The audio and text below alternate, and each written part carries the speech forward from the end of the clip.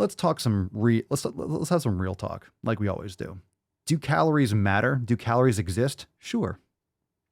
But I mean, I think calories matter as much as like, you'll say, any of this like, blank lives matter, all this other virtue signaling. Calories matter, calories exist, but at the same time, is that the be all end all? You can have a calorie deficit and be completely fucking up your endocrine system, getting poor sleep, and you will store more body fat. Your body will be in all sorts of disarray. You'll have negative effects on building muscle growth. A little bit of poison is a little bit of poison.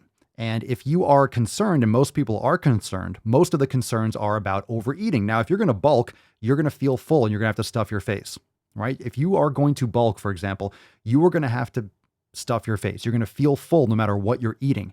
And if you're eating nutrient dense foods, it's going to be really hard. You're going to feel full. This is why bodybuilders and people that are trying to pack on a lot of muscle and eat in a caloric surplus have to eat smaller meals more frequently, because it's really hard to eat, let's say, 3,500 calories in one meal of real food unless you're sucking down garbage. So if most people are overweight and obese, you need to be in some sort of caloric deficit, or at least getting in sufficient protein for muscle synthesis and being around maintenance, at least in order to start getting rid of extra body fat. All right. You don't want to be in a surplus per se.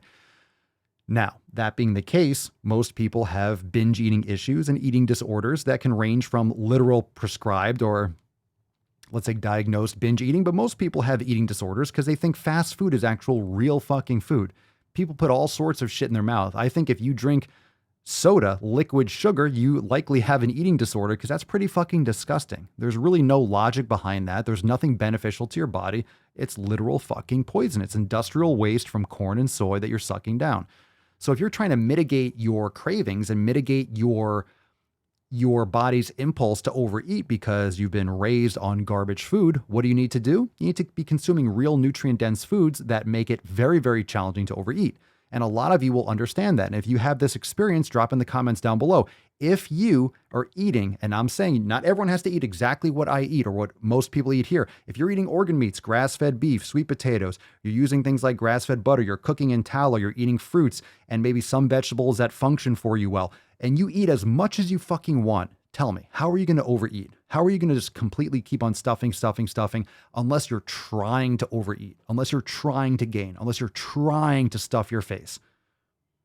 It's very, very challenging. You will feel so full. You will feel so disgustingly full, it won't be comfortable to eat. Like, you don't want to. It's very easy to overeat garbage foods because of that constant stimuli from all these different flavors, from the actual marketing and the manipulation of these garbage foods to fuck up your satiety mechanisms to hit that bliss point. These foods are designed to make you keep on wanting more and more and more and more and more.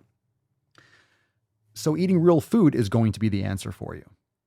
This seems restrictive, but in my opinion, it is liberating, because you're focusing on the real foods that your body has evolved to eat and thrive on. And then it opens up your world for all the other things that you can create for this world, the value for your friends, family, for your children. It gives you more time, more brain space for other things, rather than worrying, oh my God, I'm restricting. There's all these foods to eat and I'm keeping myself. Oh my God, I'm in a prison. Not really. Most of that stuff is a smoke and mirrors. You're focusing on the real shit that you should be doing, and it's very liberating.